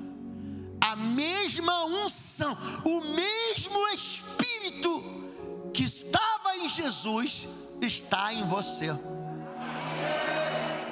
Estava pregando no Nordeste, tem um lugar lá chamado Canoa Quebrada. É uma praia, é uma praia de veraneio para quem já mora na praia. Fica perto de Fortaleza, coisa de uns 40, 1 hora de distância. Fui pregar lá, tinha pregado sexta, sábado, domingo. Eu tinha vindo numa conferência na Alemanha. Estava cansado demais. Aí eu falei, pastor, eu não quero. Não, vem. Era feriado de carnaval. Lembrei. Eu estava voltando. Aí falei, pastor, eu vou encontrar com minha esposa. Não, aí tua esposa vem. O Fabíola estava pregando em BH, eu estava pregando em Curitiba. Meu filho estava com a gente. Aí eu estava vindo com meu filho. Aí fui pregar. Aí preguei segunda, terça, quarta, fiz libertação mesmo. Gente que é endemoniada e tal. Aí, segunda e terça, fiquei de folga lá na praia. E quarta-feira eu ia à noite voltar para Curitiba. Aí a pastora me ligou, pastor, se eu vou sair depois da meia-noite, o senhor não quer pregar na quarta-feira também? Estou recebendo lá pastores de toda a nossa denominação. Falei, não, então vou lá. Ela me pegou, ministrei. Eu estava assim, 5 minutos, 10 minutos de pregação. O sujeito levantou lá, do último banco. Aí ele veio andando, assim, e era muito parecido com isso aqui, a altura do púlpito aqui. Vocês estão pensando o quê? Essa igreja aqui é minha. Eu, um endemoniado, sou dono da igreja, porque eu vou matar o pastor, vou matar a pastora. Você não pode vir aqui ficar brincando com o inferno. Gente, não dava nem para encontrar. Aí nenhum diácono, ninguém levantou. Aí quando ele veio para trás, só deu tempo de eu botar a mão na cabeça dele e falou assim, eu te repreendo em nome de Jesus. Ele, pof, quando ele caiu no chão, ele tinha um revólver. Aí o revólver caiu, aí chegou os diáconos e tudo, levaram o rapaz. No final do culto ele veio falar comigo, me perdoe, não sei o que me deu. Então você sempre vai encontrar voz de ameaça, mas o diabo nunca vai te tocar, porque você tem identidade de filho.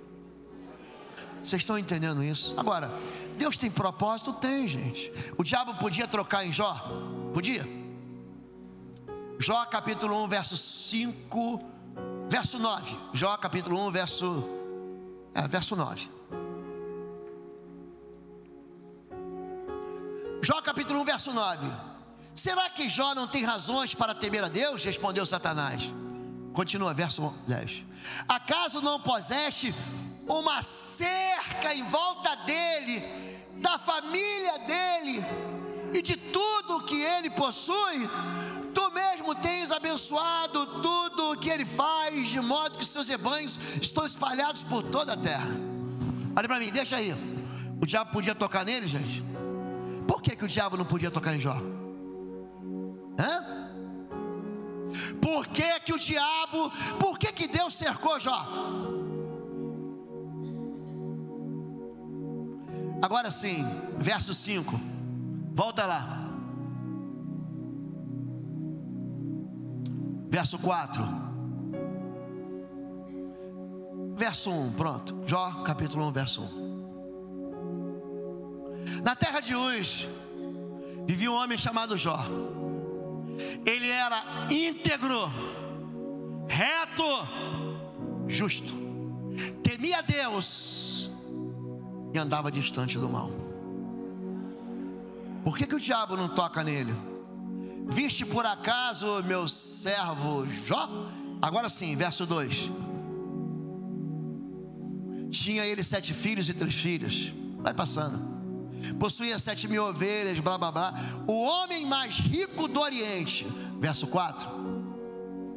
Seus filhos costumavam dar um banquete. Verso 5.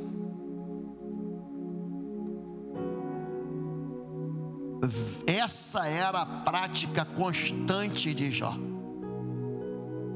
De madrugada, terceira linha, vamos dizer, lá em cima, terminando o período de banquetes, Jó mandava chamá-los, traz os filhos aqui, e fazia com ele que eles se purificassem. De madrugada, ele oferecia um holocausto, um sacrifício em favor de cada um deles, pois pensava, talvez os meus filhos tenham lá no íntimo pecado e amaldiçoado a Deus. Essa era a prática dele. Por que o diabo não pode tocar, gente? Repete comigo. Ele era íntegro, justo, temente a Deus, se desviava do mal. Verso 6. Certo dia os anjos vieram apresentar-se ao Senhor, e Satanás também veio com eles. Verso 7. O Senhor disse a Satanás: de onde veio? Satanás respondeu ao Senhor: de perambular, de rodear pela terra e andar por ela. Disse então o Senhor a Satanás: reparou em meu servo Jó? Não há ninguém na terra como ele, irrepreensível, íntegro, homem que teme a Deus e evita o mal. Aí, pastor, por que o mal me pegou? Porque você deixou a integridade de lado. E aí a gente vai, que bom, tá cheio de jovens aqui. Pastora, parabéns. Fico vendo assim, jovens aqui, é bom você aprender isso agora. As decisões erradas que a gente toma agora, como é jovem, a gente vai colher na frente. Esse homem escolheu o melhor. Aí Jó entrou num outro negócio chamado provação. Aí ele é provado. Todos nós vamos ser provados. Eu fui provado, cada um é provado de um jeito. Gente, eu fali 2 vezes. Fali de perder tudo. Sabe por quê? Foi o diabo não, gente. Fui eu. Eu menti. Eu enganei. Eu fiz acordo com o gerente do banco para aumentar a capital de giro, sem poder sustentar o pagamento. Gastei mais do que eu podia gastar.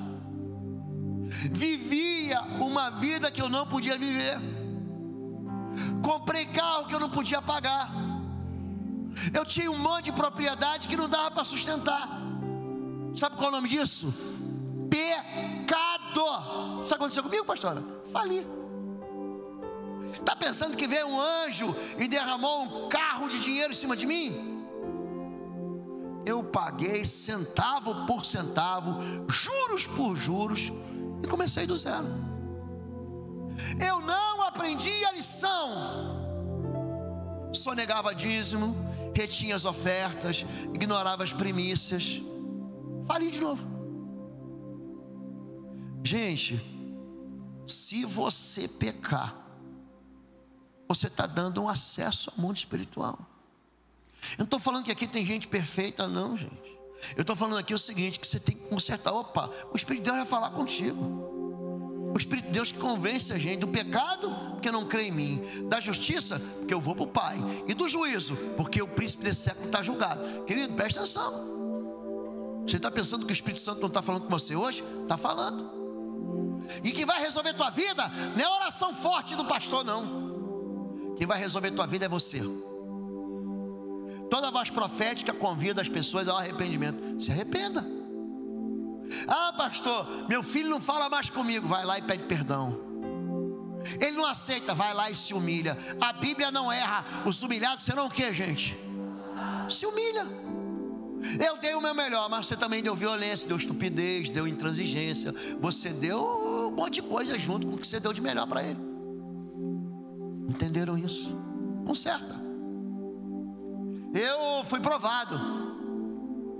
Meu filho teve câncer com 1 ano de idade. Você está pensando que foi moleza? 5 anos de quimioterapia no Hospital Infantil do Câncer em Campinas. E os médicos dizendo assim, ó, vai morrer. Tem tratamento, mas não tem esperança. Arthur teve uma lesão cerebral por causa da quimioterapia, que é uma quimioterapia chamada de intratecal. É uma agulha calibrosa que entra aqui, ó, que fura aqui a coluna para levar medicação para o cérebro, proteger a região genital, porque senão ele pode ficar estéril. 5 anos de câncer, 5 anos ameaçado de morte, sonhando com um cachorrozinho branco. Deus é Deus de vida. Fui provado. E na prova você é o quê? Você é aprovado. Eu li Jó como eu nunca tinha lido na minha vida. Jó diz: ainda que ele me mate, nele confiarei. Gente, é crente que está com Deus quando está por cima, quando está por baixo. Porque tem crente que só quer ficar com Deus quando está por cima. Eis que estarei convosco todos os dias, até o final. Todos os dias, nos dias bons, nos dias ruins, no dia que teu time ganha, no dia que teu time perde, no dia que você está bem em casa, no dia que você está mal em casa, no dia que você está desesperado, no dia que você está feliz na vida. Deus está lá. Agora o que a gente quer? Não, eu só ando com Deus se Ele me der um carro zero. Se Deus não me der o que eu quero, eu desvio. Meu irmão, tu já está desviado há muito tempo. Há muito tempo. Colherei do Senhor as coisas boas e não colherei as ruins. Gente, o Jó, ele dá uma lição para a gente sobre família tão interessante. Deus, ele não via Deus, sabia disso? Ele tinha tanta coisa, tinha camelos, rebanhos, gados. Ele era tão rico que Deus teve que tirar tudo dele para ele ver o Senhor. Aí ele fala assim: antes eu te conhecer, de ouvir falar, agora meus olhos te veem. Deus, ele prova a gente, sabia? Deus leva a gente para desertos. Quem tira a gente do deserto é o diabo. O deserto da minha vida, da tua vida, acaba quando? Na área da tua vida, quando o escravo que está dentro de você morre. Escravo não entra na terra da promessa. Não entra. Aí tem um monte de coração aqui que tem um pedaço que não confia em Deus, que não deixa Deus fazer a obra que Ele quer fazer. Não é obediente, não. Essa área que Deus não vai se meter, não. E é justamente nessa área que Deus recebe um cartão vermelho, que Satanás está deitando e rolando. Entenderam isso? Vou orar por vocês. Pastor, a senhora pediu para encerrar até as 10. São 9h45. Amanhã a gente vai continuar. Amanhã vou falar para vocês sobre autoridade espiritual. Amanhã eu quero que vocês aprendam isso. É um princípio do reino. A autoridade espiritual é algo que todo crente tem, mas o crente tem que ficar debaixo de outra autoridade espiritual, chamada de cobertura espiritual. Eu cheguei aqui e a pastora falou assim: você tem que conhecer o meu pastor. No caminho falou assim: não, meu pastor é o pastor Lalau. Então a cobertura espiritual produz em nós um negócio chamado proteção espiritual. Olha para mim, você está sem igreja, não está? Você não está aí pulando de igreja em igreja? Essa tem que ser tua última igreja. Se você não tiver a noção que os teus filhos, que os teus netos vão crescer aqui, você nunca vai investir aqui. O que você quer para o teu filho? A melhor faculdade? A melhor escola? É isso? Você não pode esquecer que você tem que ter também o melhor alimento espiritual, o melhor cuidado espiritual, a melhor proteção espiritual. Pai da direção, pai da identidade, pai da proteção. Preste atenção nisso. Gente ansiosa, escute isso. A raiz da ansiedade é a orfandade. Mateus capítulo 6, verso 25, Jesus ensina isso. Não andeis ansiosos por coisa alguma. Não se preocupem com a sua própria vida, quanto ao que comer ou beber, nem com o seu próprio corpo, quanto ao que vestir. Não é a vida mais importante que a comida, e o corpo mais importante do que a roupa. Sabe qual é o contexto que ele está falando isso? Sabe qual é o versículo anterior? Você não pode servir a Deus e a mamão. É o verso 24. Mateus 6, 24, ele fala assim: cuidado, ele vai te enganar. E ele vai dizer o seguinte: olhe para os passarinhos do céu.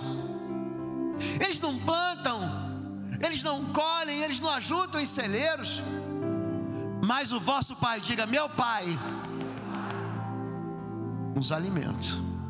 Não valeis vós muito mais do que passarinhos? E por que vocês andam solícitos pelo que haveis de vestir? Não é o corpo mais do que o vestimento? Olha para os lírios do campo, eles não tecem, não fiam, e nem Salomão, com toda a sua grana, com toda a sua gaita, com todo o seu dinheiro, com toda a sua glória, se vestiu como um deles. Olha, se o Pai, diga: meu Pai, se Ele veste um lírio do campo que está aqui hoje, e no outro dia lançado no forno, Ele não vai vestir vocês também? Homens de pouca fé. Gente que não tem pai é ansioso. Gente que desconfia de Deus, é uma leve desconfiança. É aí que não, acho que Deus não vai me dar, não. Eu tenho que me virar, pastor, porque aqui, se eu parar, essa casa aqui não se sustenta, não. É gente que não consegue descansar em Deus. É gente que não confia da promessa de Deus. Pai da direção, pai da proteção, pai da identidade e pai da amor. Não, pastor, agora o senhor está errado. Quem dá amor é a mãe. Não é. Vós, maridos, amai as vossas esposas como Cristo amou a igreja. Você não vai ver em lugar nenhum na Bíblia dizendo para a mulher amar. Não vai ver. Você vai dizer para o homem amar. Sabe quando aparece pela primeira vez a palavra amor na Bíblia? Sabe? Gênesis 22. Gênesis 22, eu acho que é verso 15, não tenho certeza. Deus fala o seguinte para Abraão: pega teu filho, teu único filho que tu amas. Está ali, a primeira vez que a palavra amor aparece na relação entre um pai e um filho. Pega o teu filho, teu único filho que tu amas, e oferece ele para mim no monte que eu te mostrarei. Papai, olha para mim. Amor não é só carinho, também é carinho.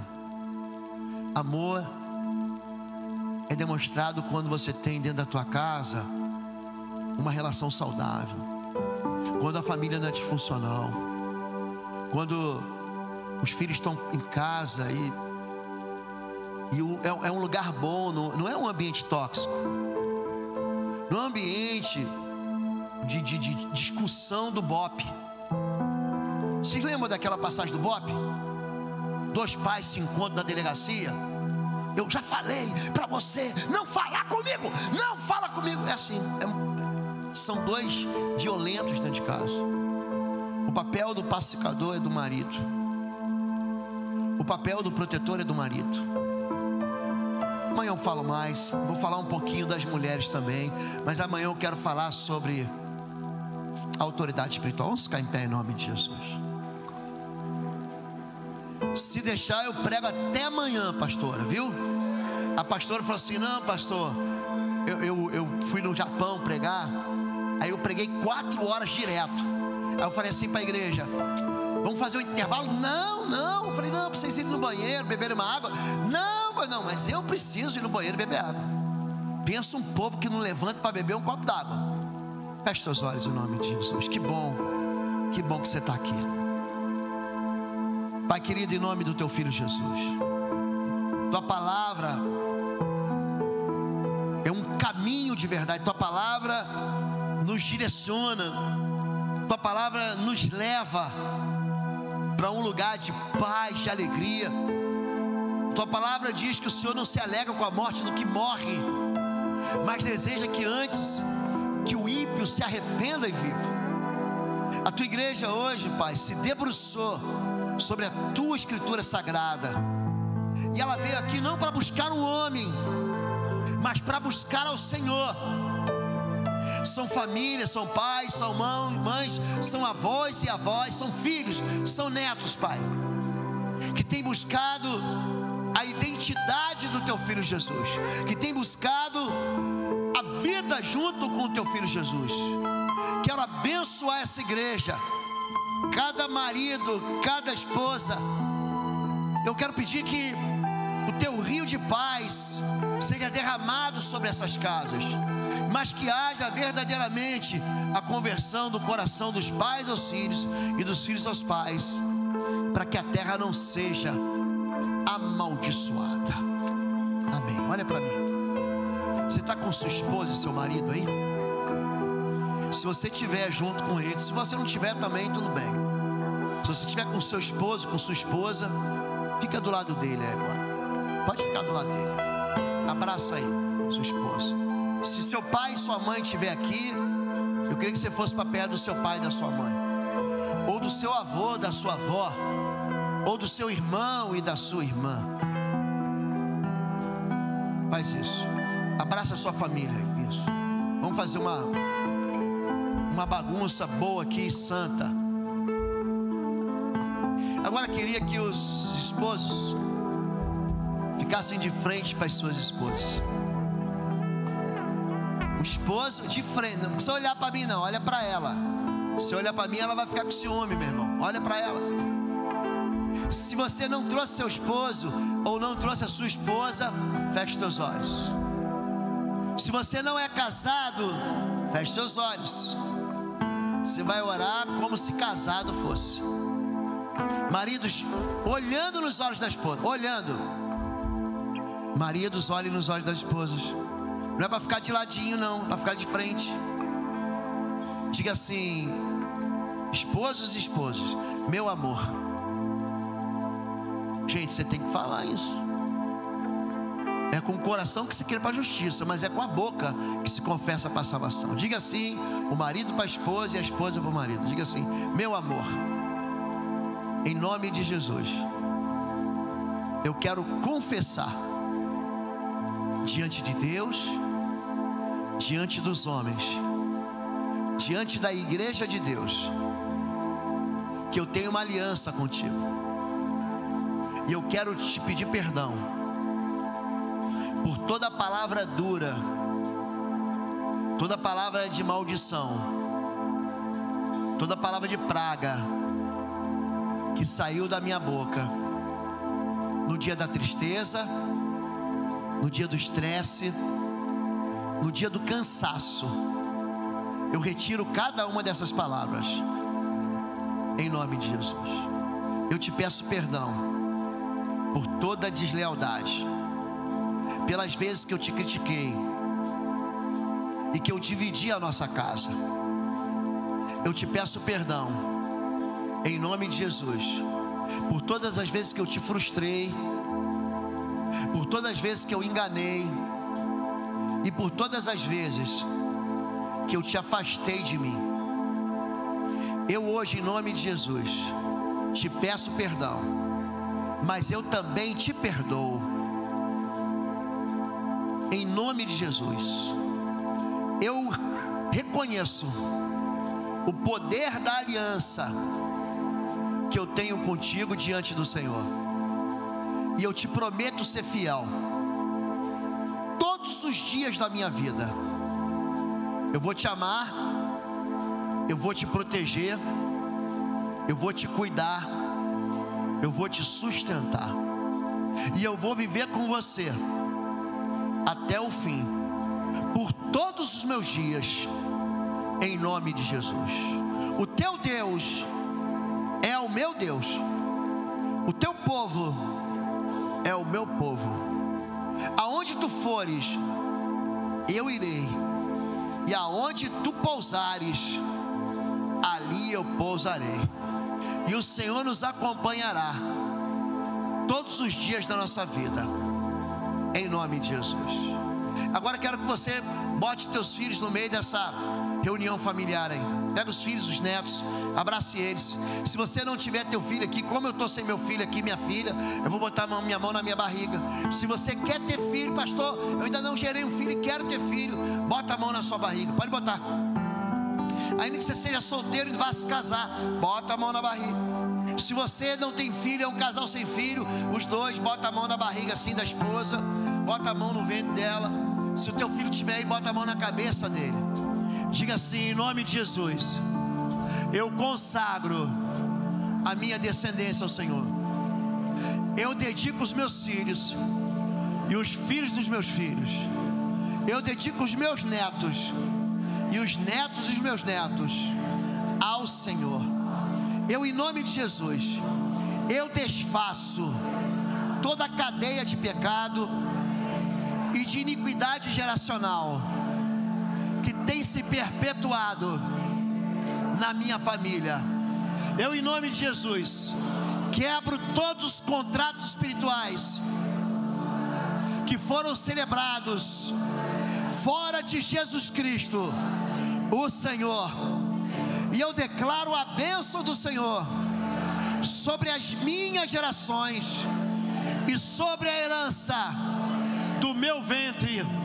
Eu, em nome de Jesus, declaro que nenhum mal os tocará e praga nenhuma chegará sobre a sua vida.